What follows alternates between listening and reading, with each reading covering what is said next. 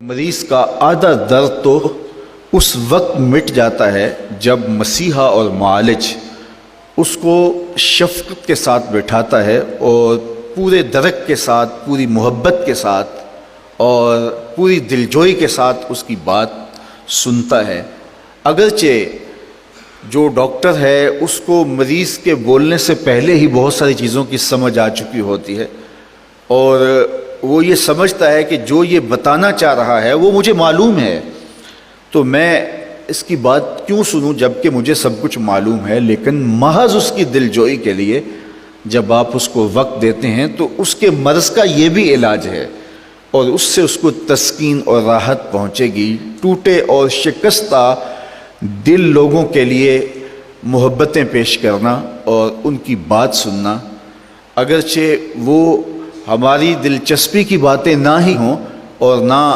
ہی ان چیزوں کی ہمیں ضرورت ہو، محض اس کی دلجوئی کے لیے، تو یہ اللہ تعالیٰ جل شانہ کو بھی بہت پسند ہے۔ تو کسی شکستہ دل کی شکستہ سامانی کو دور کر کے اس کے لیے جو ہے وہ دلجوئی کے اسباب اللہ تعالیٰ کی رحمتوں کے خاص سبب ہیں۔ میرے اور آپ کے آقا و مولا کی سیرت کے جتنے بھی ابواب ہیں آپ ان کو دیکھ لیجئے، آپ کو نمایاں طور پہ یہ بات ملے گی کہ حضور علیہ الصلوۃ والسلام نے دکھی، لاچار اور وہ لوگ جن کا کوئی پرسان حال نہیں تھا ان کے سروں پہ شفقت کا ہاتھ رکھا۔ انسانی زندگی کے اندر ایمان، محبت اور احساس، یہ تین چیزیں ہیں۔ اگر تین چیزیں انسانی زندگی میں شامل ہو جائیں تو پھر وہ زندگی کا جمال حاصل کر لیتا ہے اور زندگی کا نور پا لیتا ہے، اور اگر زندگی میں احساس، محبت اور ایمان کی دولت نہیں ہے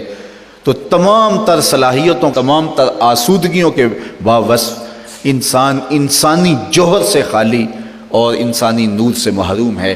اس لیے حضور کی سیرت کا یہ پہلو خاص طور پہ قابل توجہ ہے کہ ہم اپنے معاشرے کے ان لوگوں کے درد بانٹیں جو بیچارے ناآسودہ ہیں، جو دکھی ہیں۔ بعض اوقات میرے اور آپ کے دو بول کسی کے دکھ کو مٹا دیتے ہیں اور کسی کی تکلیف کو، غم کو غلط کر دیتے ہیں، تو ہمارے دو بول بولنے سے، ہمارے لہجے کی نرمی سے، ہماری دلجوئی سے اس کی آدھی بیماری ختم ہو جاتی ہے اور اس کے دکھوں کا مداوع ہو جاتا ہے۔